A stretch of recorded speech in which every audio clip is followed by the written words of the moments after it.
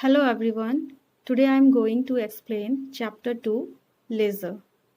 Leisure means time when one is not working or occupied, means free time. And the poem Leisure is written by William Henry Davies. So today we will discuss summary and about the author. First of all, we discuss about the author. See this picture? This picture is related to W. H. Davis. W. H. Davis, born on April 20, 1871 and died on September 26, 1940. William Henry Davis was a Welsh poet and writer. Davis spent a significant part of his life as a tramp or hobo in the United Kingdom and United States, but became one of the most popular poets of his time. The principal themes in his work are observations about life's hardships, the ways in which the human condition is reflected in nature, his own tramping adventures, and the various characters he met.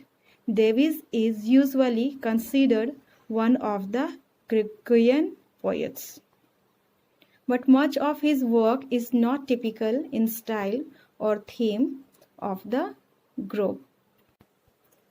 His collection of poetry includes The Soul's Destroyer and other poems, nature poems and others, Follies and The Bird of Paradise and other poems.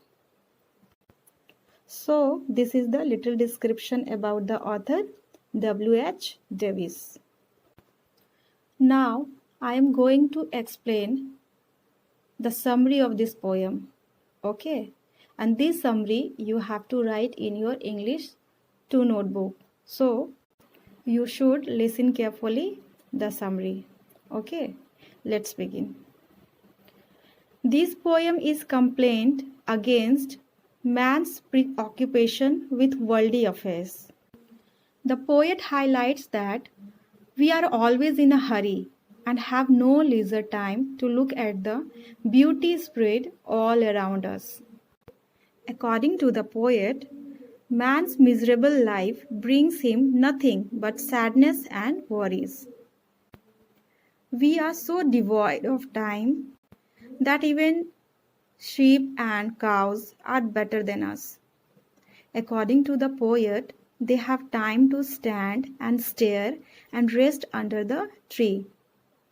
The poet tells us that we have no time to stop for some moments to look at the beautiful green tall trees. We are so engrossed to even notice how squirrels conceal their food in the grass for the winter. He tells that we are blind to see the hidden beauty in the streams.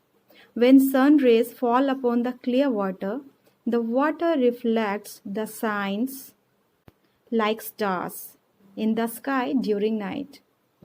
The water in the stream is so clear that even stones beneath the water can be observed. These look like stars in the clear blue water. The poet compares beauty to a dancing girl.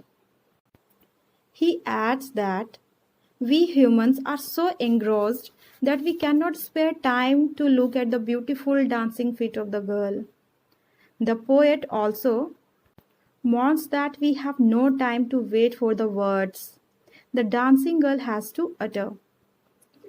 As a smile has appeared in her eyes, but we cannot wait for such time as the words for her eyes are transferred to her lips. These words can amuse us. The poet uses personification, a poetic device to explain the natural beauty scattered all around us. The poet personifies beauty as a young, beautiful dancing girl having a smiling face.